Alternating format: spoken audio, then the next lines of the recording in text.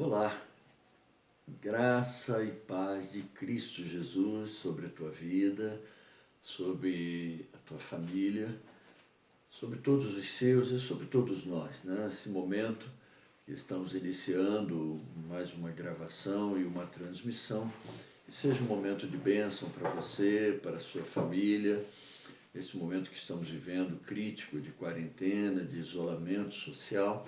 Que o Espírito Santo de Deus esteja trazendo alegria, paz, esperança ao teu coração, conforto do Divino Espírito Santo. Eu quero iniciar entoando o cântico que diz: achei um bom amigo. Na vida, às vezes a gente acha bons amigos, né? Aqueles que caminharão sempre com a gente, às vezes mesmo distantes, estão sempre conectados com a gente. Mas Jesus, sem sombra de dúvida, é um amigo por excelência. Achei um bom amigo, Jesus o Salvador, dos milhares o escolhido para mim. Ele é a luz do mundo, o forte mediador, que me purifica e guarda até o fim. Consolador amado, meu protetor do mal, Ele pode dar alívio ao meu pesar. Ele é a luz do mundo, a estrela da manhã, dos milhares o escolhido para mim. Levou-me as dores todas, as mágoas lhe entreguei, nele tenho firme abrigo em tentação. Deixei por ele tudo, os ídolos queimei, ele faz-me puro e santo coração. Que o mundo me abandone, persiga o tentador, meu Jesus me guarda até da vida ao fim. Ele é a luz do mundo, a estrela da manhã, dos milhares o escolhido para mim. Jamais me desampara, nem me abandonará, ser fiel e obediente aqui viver. Está sempre ao meu lado e me protegerá, até quando face a face possa ver. Então ao céu subindo, na glória eu me verei, com Jesus meu Salvador morando enfim. Ele é a luz do mundo, a estrela da manhã, dos milhares o escolhido para mim. Esse é Jesus, o amigo que não nos abandona jamais, está sempre ao nosso lado e está sempre nos fortalecendo, está sempre com o seu braço nos livrando, nos amparando, nos capacitando a chegarmos até as moradas celestiais, a Canaã celestial. Queridos, eu quero compartilhar nesta oportunidade o texto do Evangelho de Mateus, no capítulo de número 24. Eu quero ler os versos 9 até o verso 14. Nesta oportunidade, os capítulos 24 e 25 do Evangelho de Mateus, eles compõem aquilo que os teólogos chamam de sermão profético do Senhor Jesus, e trata sobre a consumação dos tempos, trata sobre a vinda do Senhor Jesus, e trata também sobre aquilo que a igreja passa em sua história, desde que Jesus foi assunto aos céus até a sua volta, está contido nesses ensinos que Jesus faz menção aqui. Eu quero ler os versos 9 até o 14 do capítulo 24. Diz assim a palavra de Deus: então sereis atribulados e vos matarão, sereis odiados de todas as nações por causa do meu nome. Nesse tempo, muitos hão de se escandalizar, trair e odiar uns aos outros. Levantar-se-ão muitos falsos profetas e enganarão a muitos. e por se multiplicar a iniquidade, o amor se esfriará de quase todos. Aquele, porém, que perseverar até o fim, esse será salvo. E será pregado este evangelho do reino por todo o mundo, para testemunho a todas as nações, então virá o fim. É possível que você já tenha ouvido, diante deste quadro de pandemia, alguém dizer assim, a vinda de Cristo está próxima. De fato, quando acontecem alguns episódios como esse, né, as pessoas ficam às vezes associando a vinda de Cristo. E não é sem motivo. Jesus, ele fala de muitos sinais que aconteceriam por todo o mundo, sinais esses que anunciariam ou pre-anunciariam a sua volta, o seu retorno para remir e consumar a obra de salvação da sua igreja, do seu povo, dos seus eleitos, dos seus escolhidos. É interessante a gente perceber, né, uma ansiedade ou uma expectativa, às vezes por sinais, mas que nem sempre corresponde ao que a palavra exige que se faça acerca do comportamento cristão padrão, né? Aquela atitude que Jesus requer de nós e a palavra de Deus nos ensina, nem sempre ela é cumprida, mas quando se fala ou quando se tem algum sinal eminente como esse que estamos vivendo, nesta pandemia, muitos veem e ficam alarmados. Qual é a vantagem disso? Nenhuma. O Senhor Jesus não manda que fiquemos olhando para os sinais com expectativa, fazendo continhas e programando na nossa agenda a volta de Cristo. Não é isso que Jesus e a palavra de Deus nos mostra. A palavra de Deus nos mostra, e a ênfase nesses 2 capítulos do sermão profético, capítulo 24 e 25 de Mateus, assim como muitos outros textos correlatos nos evangelhos e próprio Apocalipse, a ênfase não é ficar olhando sinais, olhando para o céu, buscando sinais na expectativa, numa expectativa de fascinação, numa expectativa sem qualquer atitude coerente com os ensinos bíblicos, né? Mas exatamente que nós tenhamos atitude de fidelidade para com Deus. Estejamos sempre atentos, envolvidos com a obra que o Senhor preparou para nós. As boas obras, como diz o apóstolo Paulo, que são preparadas de antemão para que andemos por elas, né? Então, é isso que a Bíblia espera de nós. Eu quero refletir sobre alguns aspectos deste sermão profético. Mas antes, ainda falando sobre esta expectativa fascinante que muitos têm, eu recebi há poucos dias de um amigo, uma das redes sociais, um vídeo ou uma mensagem que falava acerca do número 40. E a mensagem dizia o seguinte: 40 dias foram do dilúvio. 40 anos Moisés ficou fugitivo do seu povo quando o povo estava no Egito.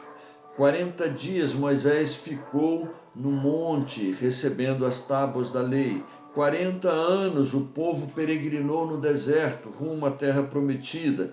40 dias Jesus ficou jejuando, se preparando para o início do seu ministério. E aí ele conclui na mensagem dizendo: nós estamos em 2020, 20 mais 20 são 40. E aí ele faz lá um prognóstico totalmente descabível, né?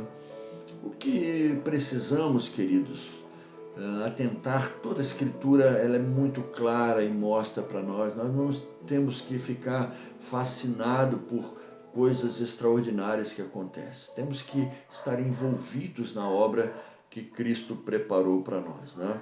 Estarmos alertas, sim, estarmos atentos sim, mas para não sermos enganados. Se Jesus começa esse sermão profético alertando os seus discípulos: vede que ninguém vos engane. E é importante também enfatizarmos que nesse sermão profético Jesus está trazendo para os seus discípulos instruções quando os discípulos saíram do templo e viram ou mostraram para Jesus a suntuosidade da construção do templo. E eles diziam: olha que maravilha, Senhor, que pedras, que construção. E Jesus então diz para ele: olha, não ficará aqui pedra sobre pedra. E aí, quando chega no Monte das Oliveiras, eles perguntam para Jesus: que sinais haverão? Dize-nos, quando sucederão essas coisas? Ou seja, a destruição do templo. E que sinal haverá da consumação dos templos? Então os discípulos associam a destruição do templo com a consumação dos tempos, ou o fim dos tempos, a volta de Cristo. E Jesus faz então uma série de instruções e de ensinos, traz algumas colocações bem pontuadas, e Jesus não faz questão de distinguir o que é destruição, o que é pertinente à destruição do templo, a destruição de Jerusalém, como aconteceu no ano 70 pelo Império Romano, e o que seria da sua volta, ou da consumação dos templos. Jesus não faz distinção, mostrando que os fatos são bem correlatos e interligados. Ou seja, aquilo que aconteceu nos anos 70, aquilo que tem acontecido ao longo da história do cristianismo, está tudo interligado a um plano de Deus para a sua volta. Desde que Jesus veio e instaurou o seu reino, nós estamos vivendo a era cristã, ou a era dos finais dos tempos. Assim que Jesus subiu e a igreja se completou na vida da igreja a promessa da descida do Espírito Santo. E a igreja vem na luta pela expansão do Evangelho de Cristo Jesus para anunciar a todas as nações. Como Jesus diz aqui, o Evangelho então será pregado a todas as nações, o Evangelho do Reino. Eu quero destacar, queridos, 4 coisas aqui neste contexto que o Senhor Jesus aborda aqui. A primeira delas são as conturbações mundiais. O reverendo Leandro Lima usa esses termos aqui que nós destacamos na sua teologia do Novo Testamento. E essas conturbações mundiais são as guerras, os rumores de guerras, os terremotos, tudo aquilo que Jesus faz menção aqui logo no início desse Sermão do Monte. Depois, a apostasia dos cristãos, coisas que nós estamos vendo já de muitos, muitos cristãos se desviando, se apostatando, indo após fábulas, indo após falácias humanas. Isso já existia na era apostólica, no início da era cristã, e continua existindo até hoje. Falsos profetas também sempre existiram.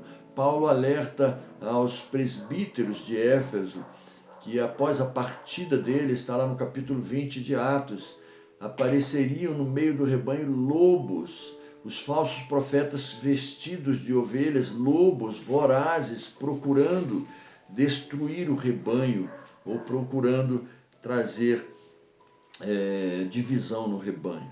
Então, os falsos profetas, os falsos mestres também sempre existiram. E por último, Jesus destaca aqui a perseguição aos cristãos. É o destaque do verso 9 que nós lemos. Então, sereis atribulados e vos matarão.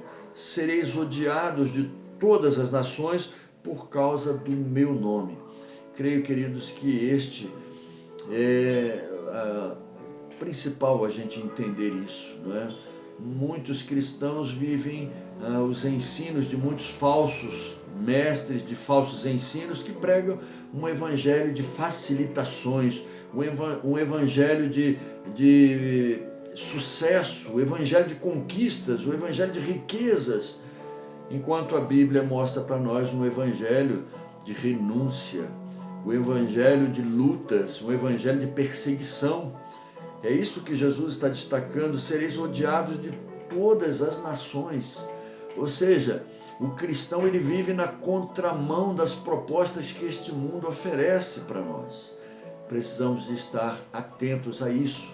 Ou seja, o cristão autêntico e fiel às Escrituras, fiel a Deus, ele entende que a vitória dele não é vitória aos olhos deste mundo. A vitória nossa é vitória aos olhos de Deus, aos olhos de Cristo Jesus. Jesus e os olhos de Deus não são os olhos do homem, né? É interessante a gente entender isso. Jesus é aquele que conhece a história da sua igreja, ele conduz soberanamente. O livro de Apocalipse fala sobre isso. Ele é aquele que não somente passeia no meio da igreja, conhece todo o andar da sua igreja, mas ele é aquele que tem a sua igreja em suas mãos.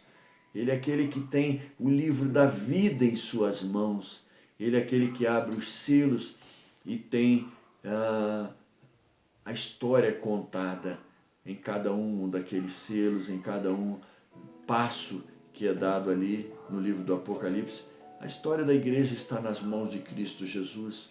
Nós não temos que estar preocupados com os sinais que acontecem, olhando para o céu como espectadores entusiasmados ou fanáticos ou na fascinação desses sinais. Não, nós temos que estar atentos, mas cumprindo a ordem do Mestre, trabalhando, lançando a mão do arado sem olhar para trás, prontos para, quando Jesus voltar, sermos achados fiéis naquilo que Ele nos chamou para fazer.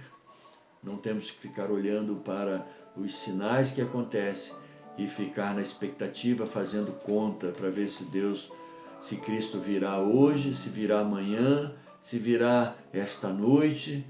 Eu tenho que estar preparado para que quando Cristo voltar, eu ser achado e ser contado entre aqueles que receberão de Cristo: vinde benditos de meu reino, possuí por herança o reino que vos está preparado desde a consumação dos séculos. Que Deus abençoe a sua vida, meu amado, minha amada irmã, meu amado irmão, meu amigo. Que Deus nos prepare para a sua vinda gloriosa. Quero orar por você neste momento. Deus querido, obrigado pela tua palavra, Pai, que nos adverte, que nos exorta, que nos fala das tribulações, das lutas, das perseguições, do sofrimento que temos que enfrentar nesta vida. Mas que nós tenhamos o olhar voltados para Cristo Jesus, que sofreu muito mais e foi fiel, obediente até a morte, Pai, e morte de cruz. Nos ajude, Pai, a entendermos tudo o que acontece à nossa volta, sem estarmos fascinados pelos sinais, mas possamos estar fascinados pela Tua Palavra, Pai. Que possamos estar alimentados pela Tua Palavra, olhando firmemente para Jesus, o autor e consumador da nossa fé. Ajuda-nos, Pai, em nome de Jesus Cristo, Teu Filho amado, que nós oramos. Amém. Deus abençoe a tua vida. Até um próximo encontro, se assim Deus nos permitir.